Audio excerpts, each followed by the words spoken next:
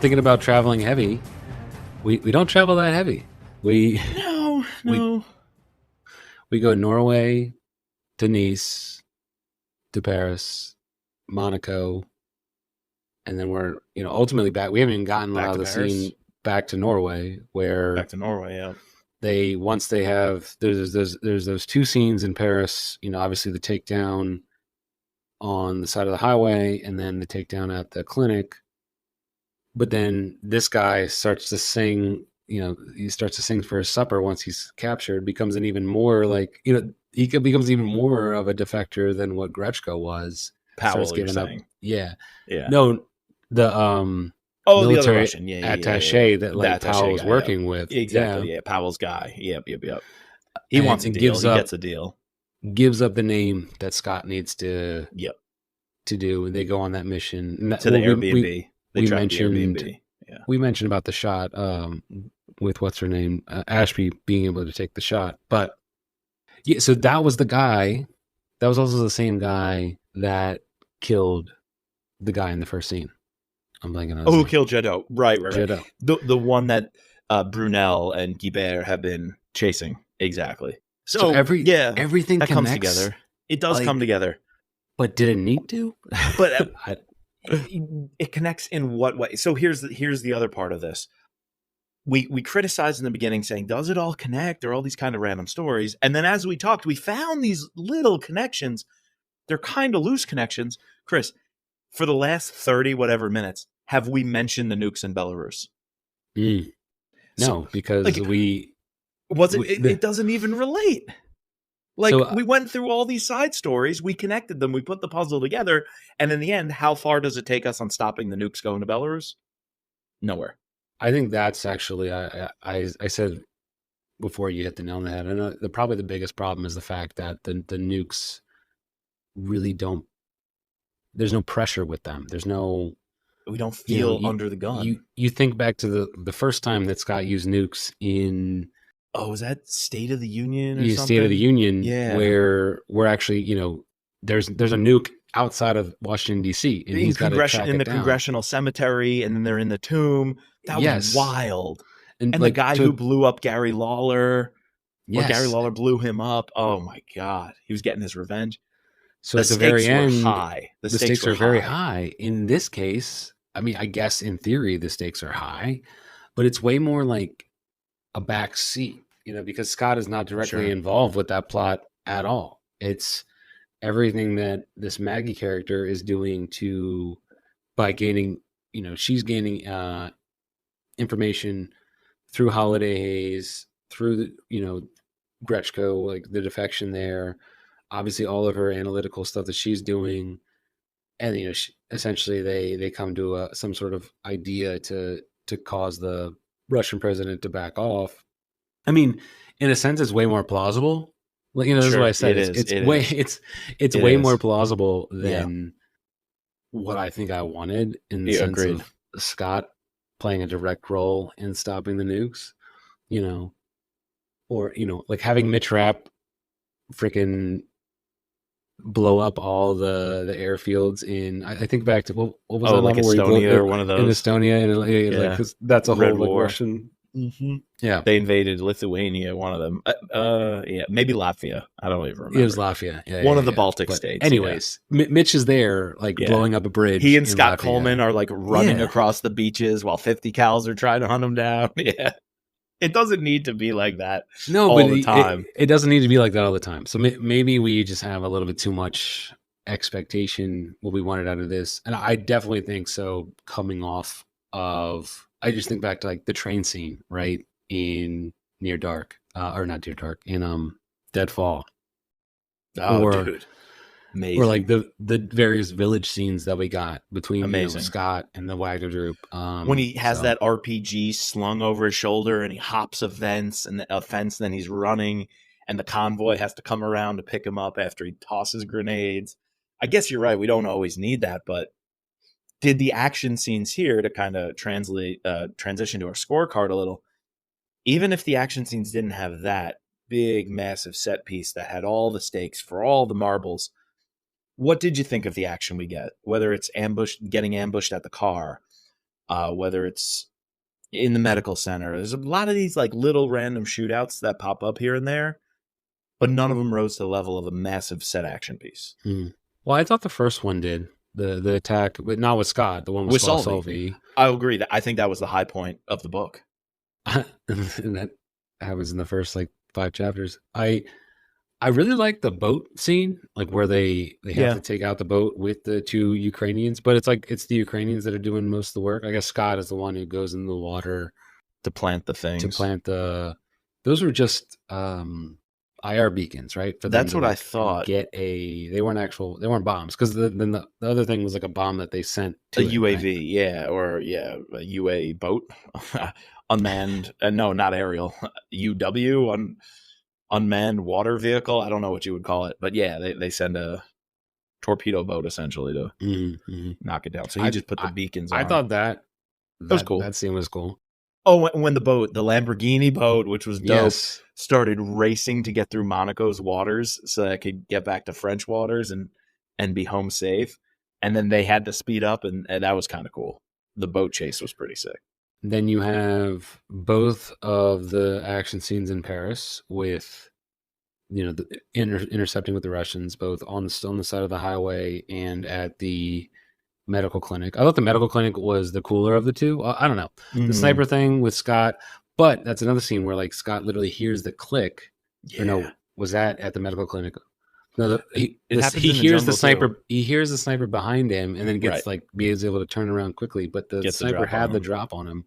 The other one, in the office, he hears the click, and the only thing that saved him was a jammed, shitty gun. Yeah, and him stepping on the floorboards creaking in the house at the end. I feel like these are things. If you're at the top of your game, you're not doing. You don't let any of those things happen. He not once but twice creaks on the scoreboard. Yeah. Interesting. I think that's when he realizes I need to let people better than me have their moment, and Ashby gets that. The action scene at the hospital where they come up with this improvised claymore with all the shrapnel, that was pretty cool. And then he cuts a hole in the wall to go like through the office to come back around, and it's like a scene out of some like comedy movie. Even Solvi in the beginning with her improvised explosive propane flare gun canister thing from the pantry, that was pretty dope. Yeah, any other action scenes that we're missing? I think that's it. And they were there's no action scenes with the Paris cops. Well, I guess when they're going through the tunnels, it's not really action, but they're like suspenseful of what are they going to encounter next. And this door's open, somebody's been through here, kind of thing. And at the very end, when they capture Powell in his house, and he runs, he falls. That was gruesome. She ends up accidentally causing him to fall over the thing. Ooh. Yeah. Fun moments. Those were all fun moments, but to me, none of them were as good as Brad can do. Like, we've seen the action scenes he can write, and these were all like B, C level kind of action scenes. I don't recall, besides the Solvi scene, like an A level standout. This stuff. What I will remember from this book in terms of action is Solvi kicking ass. The Ukrainian boat blowing up. Outside of that, and the Lamborghini boat chase, I don't know if there's much action that I would point to down the road. All right. Well, so what are you giving it, Mike? Yeah, let's scorecard it.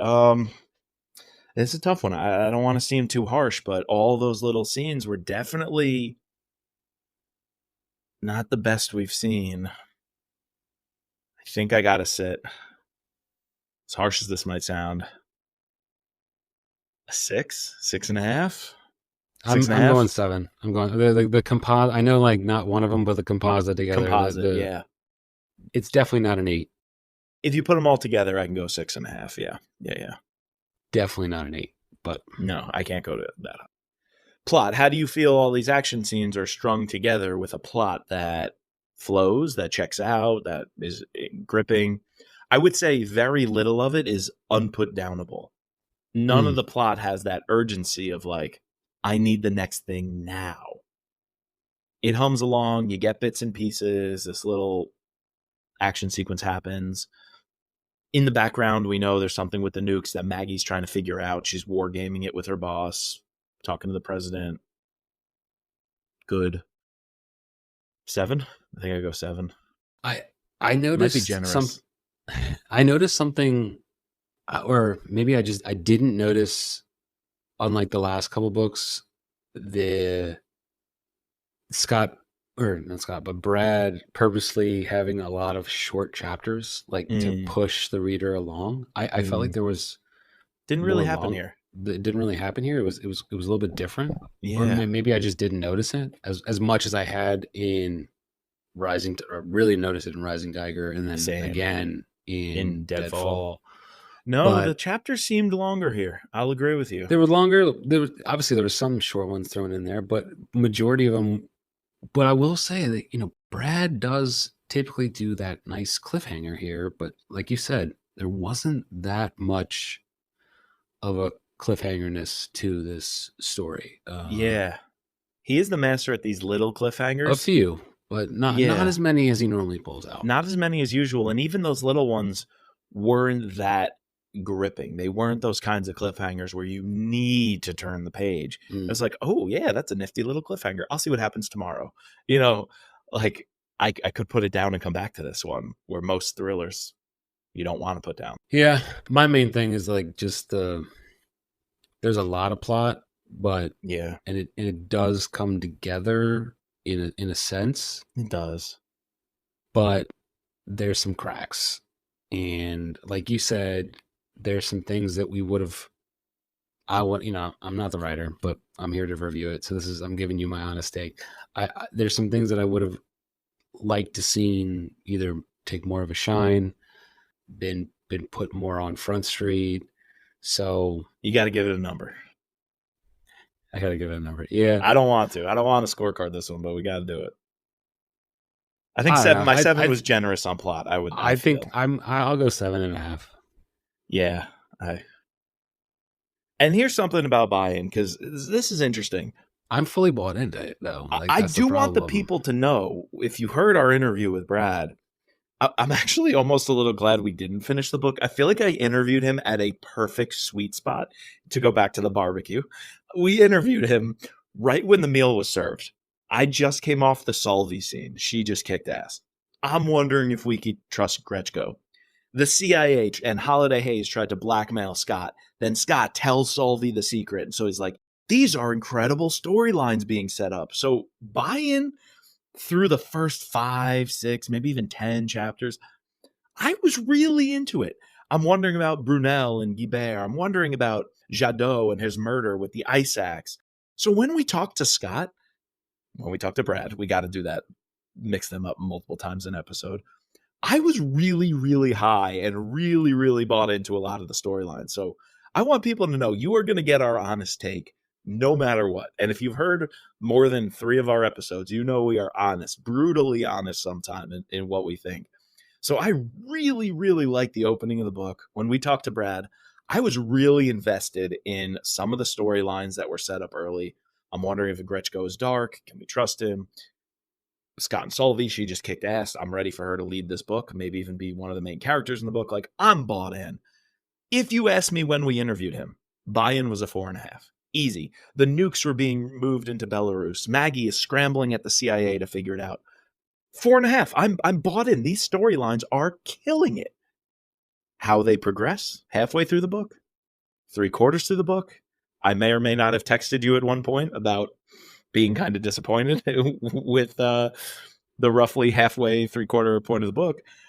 That buy-in just kept dropping and dropping and dropping. And while I could say it started at a 4.5, I think I ended at a 2.5. Wow, really?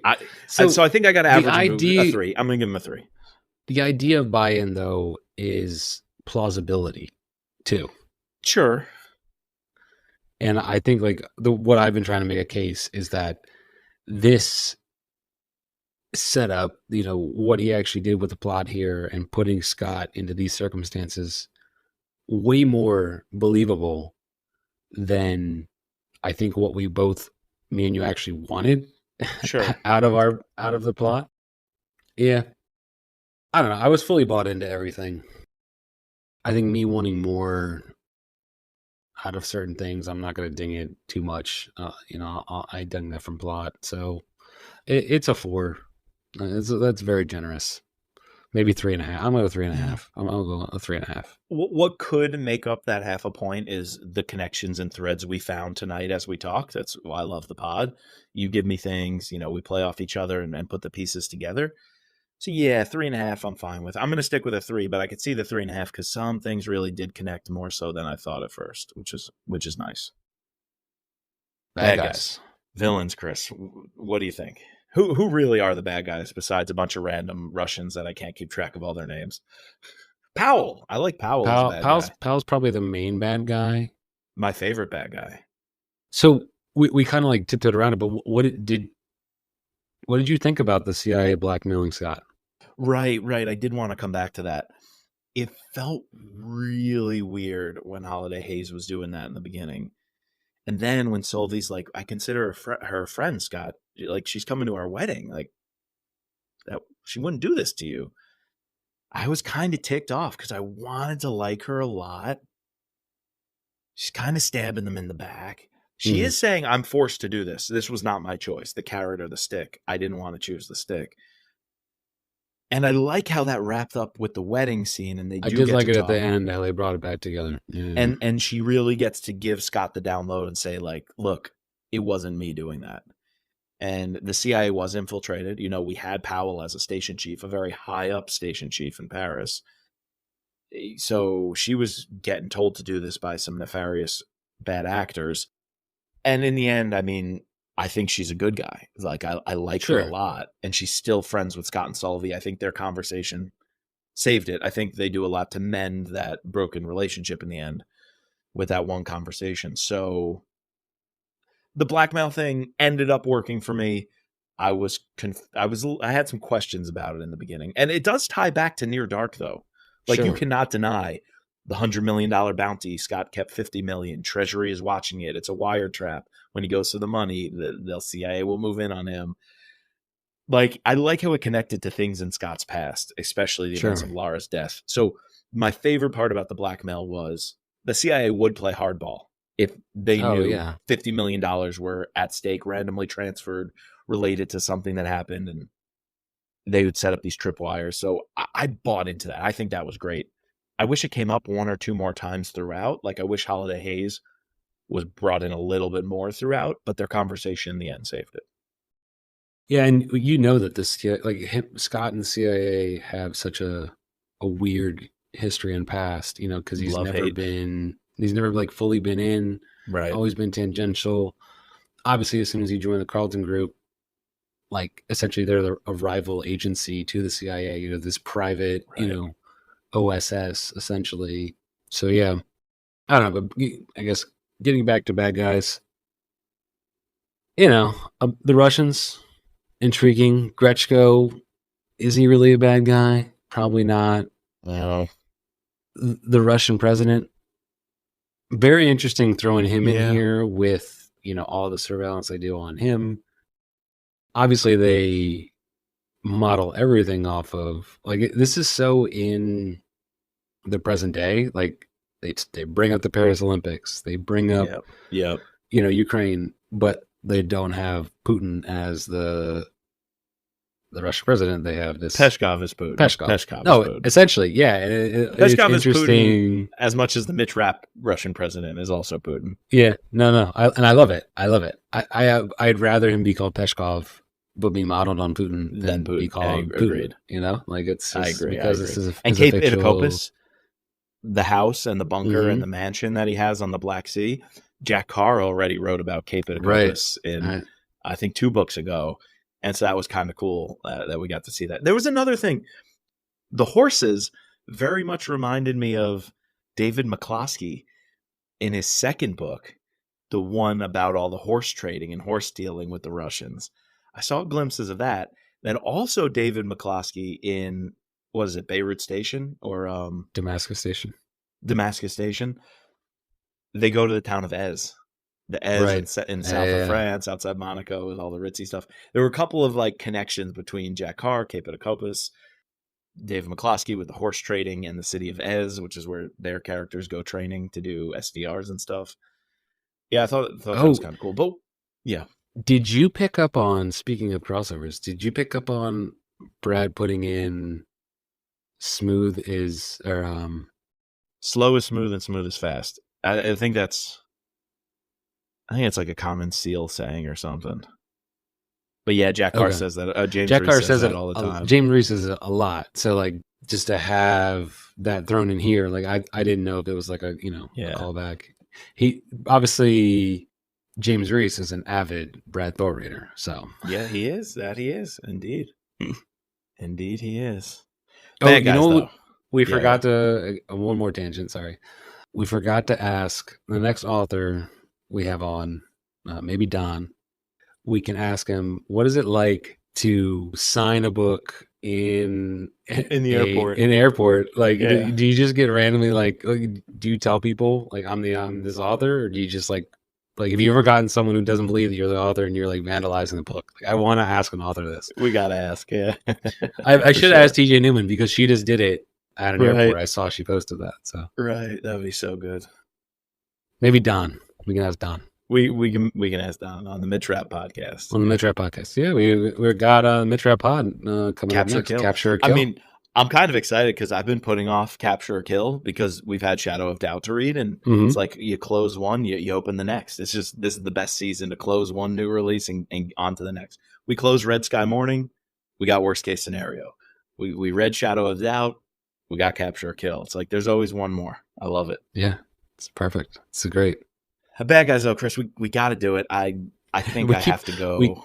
We keep jumping around. I don't know, 2.5. Kind of like this book. It's just jumping around. Yeah, 2.5. 2.5. It's I think what bumps the 2 up from a 2 is Powell. Powell. Yeah. His like turn. Yep. Good guys. We talked about a lot of names, and they're all individually really good. Is it too much? Is it too much of a good thing? No, I think this is where Brad always shines, like bringing the best out of these side characters. We haven't mentioned that this is the Troll's last field op. Yeah. Potentially. Yeah. Do you believe it? I think so. I do, because I feel like that's where Nicholas really was at his peak, when he's just behind the screen pulling strings. I kind of wish he would get the Carlton Group job, like, I'm okay if he's just sitting behind a screen, giving all the Overwatch, and completely just in the ear of Scott, giving him whatever he needs in live time.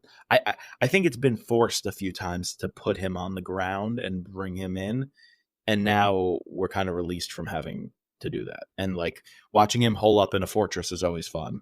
Like, unfortunately, it didn't turn out great in Rising Tiger for his bride.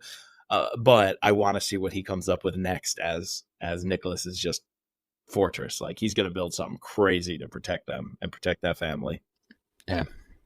I don't know. The good guys are, I think like Solvi, putting her as a good guy in this definitely elevates it. So yeah, solid 4.5. It's a 4.5, and 4 of those points are Solvi. I like his crew though. I like the crew that he has. Yeah. It's just, I feel like he's unlike what Vince and Kyle did with his crew. He generally stuck to the same people. Yeah.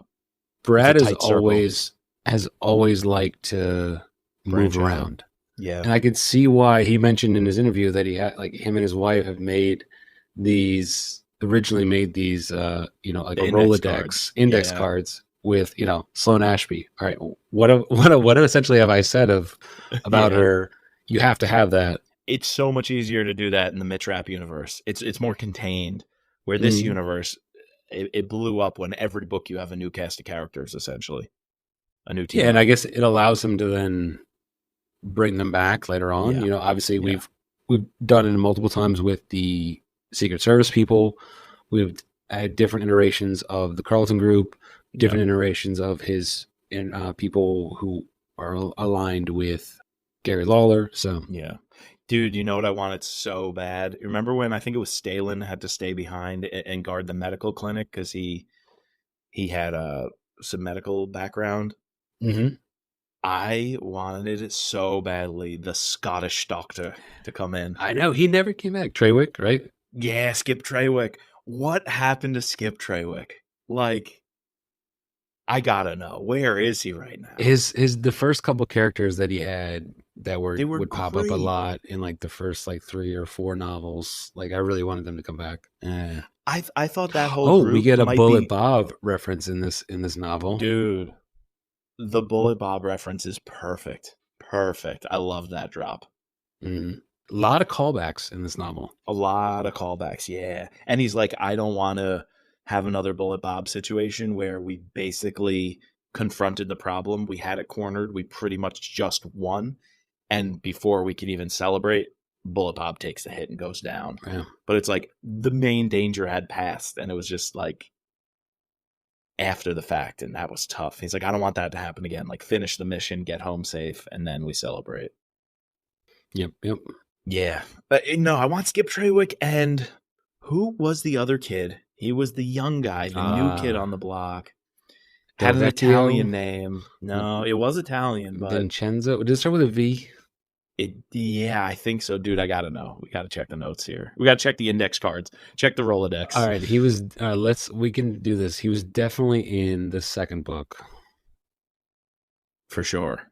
Path of the Assassin. Dude was great, and he messed up a few times. Like, he had to learn on the job. I want to see where that all led him. Oh, also, every time they kept saying Palmer, I'm thinking back to Kate Palmer. Remember Kate Palmer at the Secret Service? Yes, not Chase Palmer. Not Chase Palmer, no, yeah. Well, I like Chase and Sloan, but also there was that other guy. Gordo Aviliano. Gordo Aviliano. You got it. Yeah. Dude, Gordo and Skip, those were the days, man. Those were the days.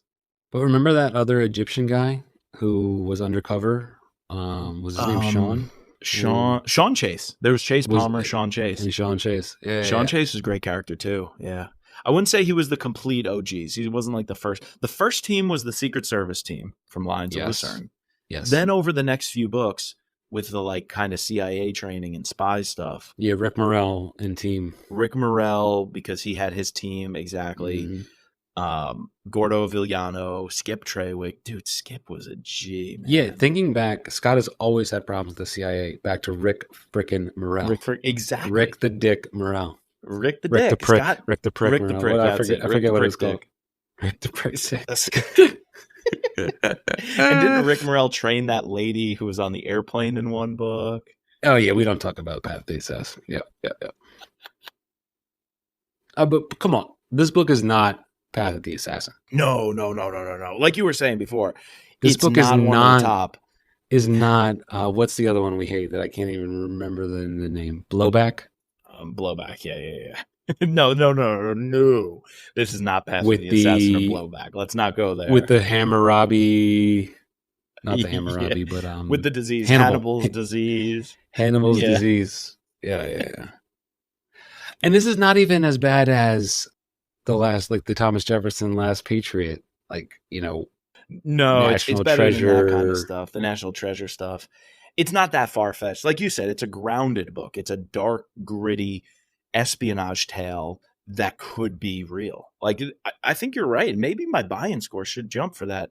You were right in arguing that compared to some of Brad's, swing for the fences, do something crazy, this is a grounded book. Very, very much so. It's a very grounded book. Yeah. Yeah, I think you should bump that buy-in up, but because of that, I'm going to give it a half on buy-in. Yeah, what is that? 3.5 now? Yep. Yeah, I like it. All right, good guys though. 4.5. Setting. We mentioned traveling heavy. We didn't go a lot of places.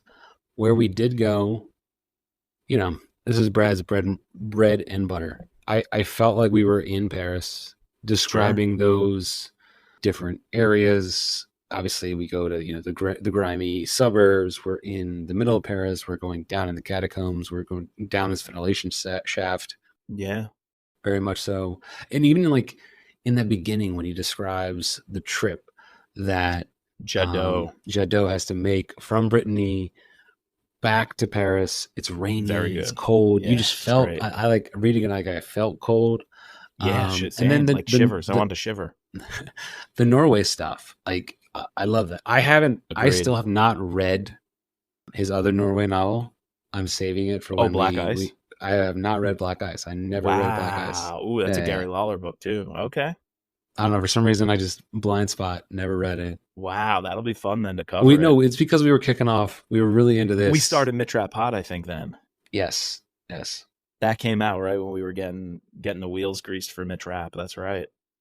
So, anyways, yeah, I love the Norway stuff. The Thief Hotel with the wedding being back at the Thief Hotel. That was pretty cool. And then all the descriptions we get about the south of France. I'm like Googling. Oh, Cap Saint-Ferrat, Monaco, yeah. And you could just see all the yachts. Like I'm thinking the F1 race with Monaco, all these yachts just out, on the Med and the coastlines. I thought that was really cool. I could see that Lamborghini boat, just all the tourists on the dock trying to take selfies with it. Did you hear about these like influencers and all that? You literally could pay to get like 5 minutes on one of these fancy yachts or like a private jet or something. And like you could film yourself pretending you're like spending a day on it or whatever and get a few shots and selfies. And you literally pay a service just to get a chance to be on like a private jet or a private yacht, one of these like multi-billionaire kind of things. And it's all just for social media influencers to post about. So when all the people were taking pictures of the yacht and Scott's like, if we get anywhere close to Lamborghini, we'll all be on tourist cell phones as evidence. That made sense to me because I could see that happening in these types of places. Do you know how many videos I get served on my Instagram about like spend a day with me on this thing or in this room? Dude, it's all fake. Like, it's all fake. They just pay to do that. Yeah, exactly. Yeah. And then they make their money back quickly because the thing has like 1 million views. So and all the ads, exactly. And then they get it monetized. Exactly. It's crazy. How do we do that? We've been busting our balls on this podcast, and we didn't get a cent of advertising money outside of Spotify giving us like 35 cents. That lasted like Anchor. A month. Anchor, yeah. Like, man, we bust our balls for this. We didn't have Anchor when we were like, all of our Mitrap Pod downloads in the very beginning. No, we didn't. No, that was my fault. But, dude, let's take the time to thank our patrons because you all, lovely people, would not be listening to these two geniuses talk about these books. I don't know what genius is that. Schmucks, more like it, Listen to these two schmucks shit on all these books. Unless some people don't like us, No, but for real, outside of your support and your financial assistance, we haven't made a penny off of this podcast. Everything goes back to the production costs, the website hosting, the cap space, our new services for reading books, services for podcast hosting and having guests on. So our very low-tech equipment and whatever we can do to get this pod out is all thanks to you, the listeners. So we love the patrons. They're the reason this whole thing can happen. If you want to become a patron, thrillerpod.com/Patreon. Check it out. You can also join our group chat. So you want to hear more off-the-cuff rants about things? Chris, there have been a lot of rants lately in the patron group chat. Oh, yes. You might even learn some exclusive breaking news on our group chat. If you're intrigued by that, there's breaking news. All right. There is breaking news. Anyways, setting. We've been getting off topic. I think it's a solid like 4.5. Like it's to me, I can never go lower than a 4 for Brad. Brad has to do something really bad. Yeah. To disappoint with setting. Yeah, you can't go lower than a 4. That's like baseline. So you get any higher than that, I think like a 4.3. It's definitely not his best, but purely because I think it just like it's very minimalist in terms of like where we go. So, and sometimes I like that because you remember we said a few of the Brad Thor books get out of hand with they're traveling a little too heavy. Yeah, they're traveling like overweight. They got to pay extra baggage fees, So. That could happen too, and I'm glad it's kind of contained. I think I'm like a 4.3, so because we've been a little harsh, I'm going to give it that benefit of the doubt to the 4.5. Okay. But it's one of those where you're smack in the middle of a 4 and a 4.5. All right. The cover. Let's end on a positive note here. I still love it. I still love it. we told Brad, and he was appreciative. He was very appreciative that I think he likes the fact that this is like our niche, the fact that we love covers of books, and he loved the fact that we love this because he actually had a say in it, and he truly put some time, ever to it. I agree with him. It goes back to an OG style. Yes. But now that I'm thinking about it, what is the flag at half mast for? So I was about to say, there's my ding. Purely on design. You put this on any Mitch Rapp book that has what's his name, Hank Clark in it, or any of the Mitch Rapp villains on Capitol Hill. You put this cover on it, I'd go more than 5 out of 5. I would break the rule. I'd give this cover a 7 out of 5 if it had that really strong DC shadowy connection. Someone major dies, right? The flag at half mast. You know, if you listen to the pod, I like when big characters die. I think sometimes that's an important thing to do in a series is give it that little bit of stakes. I'm thinking something big's going to happen. I'm thinking DC, inside the shadow government, all that's going to happen. We get very limited DC scenes, and they have nothing to do with Scott and Solvay. It has to do with Maggie, where she gets in front of the National Security Council and in front of the president. There was a light touch on DC stuff with Maggie and the CIA. For that, I'm not going to go too harsh. I'm going to go 4.5. But man, this thing could have been a 5. This could have been an all-timer 5. It's so classic. Early 2000s? I don't know why. Like, this brings me back to walking through a Barnes & Noble. Yeah, like 2005, sure. 2001, 2002, maybe 9/11 era. And I saw this book. This thing would just be, it would shine. It would be, I would say, put it front and center in every bookstore across the country. It's so good. And then the book isn't really about it. Got to take away that half a point. Oh, for sure. I'm taking away a whole point because Okay. I've been a little bit more generous, so I can take away that full point. But and it's not dinging the fact that I don't love the cover. I love it. I just like it's judge a cover by the book. Judge a cover by the book. And if that was like Paris, yes, Eiffel Tower. If that's L'Invalide or something, yeah. You know, or the Montmartre, if you put any of these places, it's perfect. That makes sense. We spent a lot of time in Paris. We spent a lot of time in France in this novel. Yeah, we do. We don't spend that much time in DC. Actually, we don't spend any time in DC because most of the time they're at Langley. Yeah, exactly. The Capitol building. So yeah, it should be lower. But purely as a cover, as a work of art, love it. It's great for a thriller novel. For a thriller too, it's perfect. Yeah, it's just so fitting. It's just too bad it's not fitting for this book. Yeah. That's disappointing. It should be a whole point ding for that. It really should. The nostalgia is going to give me that half, 4.5. But yeah, I see you going down to a 4. I see you. All right. What's your free space? My free space is the opening. I've done this lately on a few books. Openings and closings have to be really, really, really good for me. A lot of stock for me is put into the first kind of 5-10 chapters, the last kind of 2-3 chapters. And those are all done really well here. So the opening was Jadot. Loved. I was all in. Solvay and Gretchko and Scot and having to lie, to Holiday Hayes and spy on Solvay. He's not going to do it. He's going to tell her the truth. I love that setup. The setup is just perfect. So I love the opening to the book. It really brought you in. It really set the tone. It makes it dark, makes it gritty, makes it like somebody's going to stab you in the back. You don't know when you're going to get the ice axe in the back at any turn.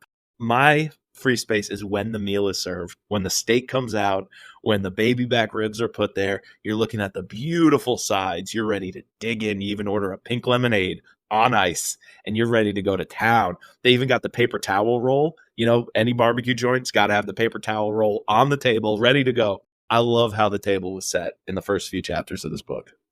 All right. That's a good one. one. I have to go back to the analogy. You know that. Yeah, it has been a through line of these two pods. So love it. Keep it coming. I'm intrigued to see what you do for the next book. So for me, I really think Brad allowing his major character to be a little bit more vulnerable than we've seen lately. Yeah. To me, I picked up on that immediately. I wrote it down, like, every time we were getting these, these, as I called them earlier, these cracks in the facade that is Scot Harvath, in the bust that that is this, has been this hulking figure in our life, Sure. like this Yeah. Michelangelo. Like, there's starting to be some cracks in his Achilles heel, to keep with the Greek puns. So, and to have that, and then to have it lead into the ending with this beautiful wedding scene, and he has the money, he no longer, holidays comes through, can't be blackmailed that well. I guess he could be blackmailed again, but anyways, he could essentially take the money and run, and they say they're going to do it, and I love that. So, having the maturity to, like, maybe we're going to get Yeah.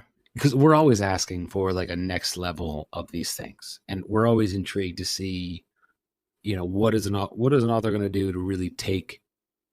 We haven't quite seen it outside of, like, let's say the Tom Clancy verse, where they've Yeah. successfully transitioned from, in that case, father to son. Yeah.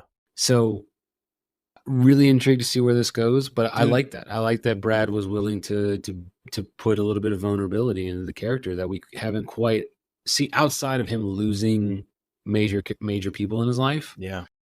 It hasn't really been like that, like it has been in the Mitch Rapp series, where, like, the first time we met Mitch, he's contemplating, I got to get out, and then that's like a through line where literally he's been trying to get out the entire series, right? Scott hasn't been there. It's come up a little bit. But he just, because he's hopping around to different He girls, puts it different off, girls, he puts it off, and He keeps putting it off. he can't get out of the game. But here, like you mentioned, big growth moment, allowing Ashby to take that shot. Yeah. Huge growth moment. I think he's ready. If you combine it with the money, his life with Sully, I think he's ready to almost become a Carlton. Like, I wouldn't have said that. I would not have said that the last few books. I would have been like, no, he's staying in the game. He's going to be popping pills. He turned it down, right? Ass. He turned it down. He turned the job down, but I think he's ready to, like, that 50 million. He could start some sort of private intelligence company that only takes the contracts it wants to take. Sure. Like, the Carlton Group got to a point where they were so deeply relied on by the CIA and the U.S. government. When they lost it? Kind of were forced into, yeah, right. They were kind of forced into, like, you have to start playing ball. Like, you really have to start doing these things for us, or you have to come in and save the day. I think. And remember when they lost it, they had to start taking these random. He had to save someone off a boat. Gun. Yeah, exactly. Carlton was, like, forced to take every job that came his way. He was scrounging for contracts. I think Scott is in a place to say, like, I'm only going to do the things that are really important, like, really important to me and really important to the world, not necessarily the U.S. government, but to humanity. And, like, almost take on that private, wealthy philanthropist figure and lean on all the connections he's made throughout his life. I think that's a really cool place you could take this. It's almost like how Scott Coleman in the Mitch Rapp series, Scott with 2 T's, has his, like, private security firm. Like, right. Very clearly his skill set means I'm going to go into private security and have a thing on that. I don't think Scott Harvath needs to do that, but he can do his own version of it. Like, what his skill set, his connections, his relationship, and the causes he and Sully care about the most, they can put private equity into that and do some sort of not only protection, but intel gathering, maybe following up leads, or I just think there's so much he can do with that money and still have a life with Sully. They could raise kids together and he could still do that kind of thing. Right. Yeah, no, I completely think it's plausible, but ultimately it's probably not going to happen. And we're just going to get a knock on the door, like you said, or a phone call, and he's got to, suit up like Superman. So I don't know. We'll see. Yeah. We have a whole year to ponder, wait. It's always sad when we finish one of these and we got to wait a whole nother year. Yeah, it is. Here's another thing about this book. Sure. A real positive note, and Brad was right about this. This is a cinematic story. This would love to watch a movie of this. This has, like, Bourne vibes. It's got Bond vibes, not because the main character, but Bond vibes in some of the chases, like the Lamborghini chase and things like that. you could really see this story being cinematic and not knowing who's who. Like, you can cast some characters for a Gretchko or a Powell who you just don't know if they're too slick, where they're trying to get you to trust them even though they're untrustworthy. You could really do a lot with these characters, this setting, and some of these action pieces. It reads as very cinematic. Like, you can have this be a true crime, or like a crime story of like, can you imagine the camera shot panning through the crime scene of Jadot with the ice axe in his back, and then Brunel, this cop, comes out of nowhere, and this old man Guibert kind of trying to flirt with her because they slept together. Like, you could see this drama playing out on screen in any sort of crime show, and then you also combine that with the Lamborghini boat chase in Monaco, like Italian Job style. This is like Italian Job meets Bond, meets Bourne, meets what's the one with Ben Affleck and his crazy wife at the murder scene? You like it? Gone Girl. Gone Girl. I was thinking like the crime scene. Gotcha. The storytelling. You could weave the whole crime into like a story. Like, what's her name? Maggie at the CIA. Like, her brain could work in a cinematic way of like, she could put the pieces together like a puzzle, like Da Vinci Code style. You can see these like puzzle pieces floating around you, and you're the only person who can connect them because you have that type of brain. Da Vinci Code meets all the other movies that I just mentioned. Yeah, no, I completely agree why they've decided to start with this one and not Lions. Like, I think they can do Lions, but I guess because, that's obviously backdated with a lot of history. This one, way more present and very cinematic. So excited to hear. You could totally reverse it. You could have him start off as a SEAL doing all this stuff, and ultimately the Secret Service needs him or wants him when he's looking for that next career path. So you could totally go back to Secret Service stuff after his experience in a private firm using his SEAL training. So like, you can kind of like work up to the books where he's in the Secret Service. Oh, interesting. You kind of reverse it. Yeah, you could. Would fans be upset about that, though? Fans going to be upset about everything. Yeah, true. If you literally don't open with Scot on the slopes in Utah with the president's daughter, they're going to yell and scream. So yeah, you won't be able to please them. Yep. Oh, that's...